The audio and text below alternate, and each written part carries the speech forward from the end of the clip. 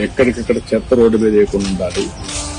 చెత్త నుంచి సంపద సృష్టించాలి. పరిశుభ్రమైనటువంటి మన స్వర్ణాంధ్ర, స్వచ్ఛాంధ్ర ఇంకొక 23 ఏళ్లలో 100% పరిశుభ్రమైన వాతావరణం, స్వచ్ఛంగా ఉండడం ఇలాంటి కార్యక్రమాలు చేస్తున్నారు.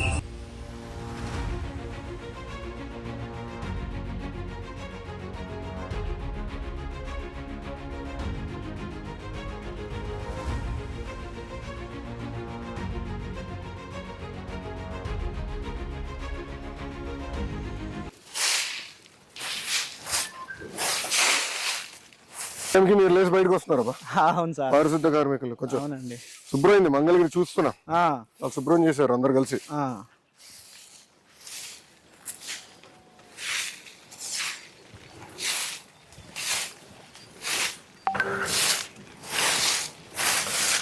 ప్రజలు కూడా బాధ్యత పెడదామా? ప్రతి నెలకు ఒక రోజు ఒక పూట పెట్టాలి సార్. ప్రజలకు కూడా స్వచ్ఛ భారత్ పెట్టాలి సార్. ప్రజలతో కూడా మధ్యాహ్నం మరి ఇప్పుడు ఎండలు గట్టుకున్నాయి కదా స్వామి. ఉండే సార్, ఉదయం పూట ఒక పూట ఉదయం పూట ప్రజలతో కూడా మనం స్వచ్ఛ భారత్ చేపిస్తే మన పరిసరాలు మన పరిశుభ్రంగా ఉంటాయి సార్. అంటే దీన్ని వెనకాల వెళ్ళే కష్టం కూడా తెలుస్తుందేమో. అప్పుడు ఎవరు రోడ్ల పైన ఏరు చెత్త ఏరు సార్. అవును, పారిశుద్ధ కార్మికుడు ఇంత కష్టపడుతున్నారు. పారిశుద్ధ కార్మికులు ఎదుర్కొన్న కష్టాలు ఏంటని తెలుసుకుని రోడ్డు పైన రోడ్డు మీద ట్రైన్లు ఎవరు ఏరు సార్ అసలు. ట్రైన్ లో చెత్తేస్తే తీసినాక ఎంత కష్టం అర్థమవుతుంది కదా మనకి. అవును సార్.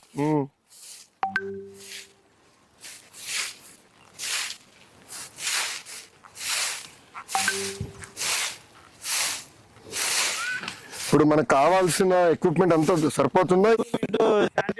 బాగానే ఉందండి. ఆటోలు ఉన్నాయి, టాటర్స్ ఉన్నాయి సార్, పనిముట్లు ఉన్నాయి, బిన్స్ గానీ. అదే మనం అన్ని తెప్పించాము, అన్ని ఉన్నాయి సార్. మాకు మాస్క్, ఇంకేం చేయాలి మనం? మాస్క్, గ్లోజులు అన్ని ఉండే సార్. కాలపార్లు, గంతులు అన్ని ఉండే సార్. సో ప్రజల్లో మార్పు, అంటే ప్రజల్లో మార్పు రావాలి సార్. ప్రజల్లో చైతన్యం రావాలి. చైతన్యం రావాలి సార్.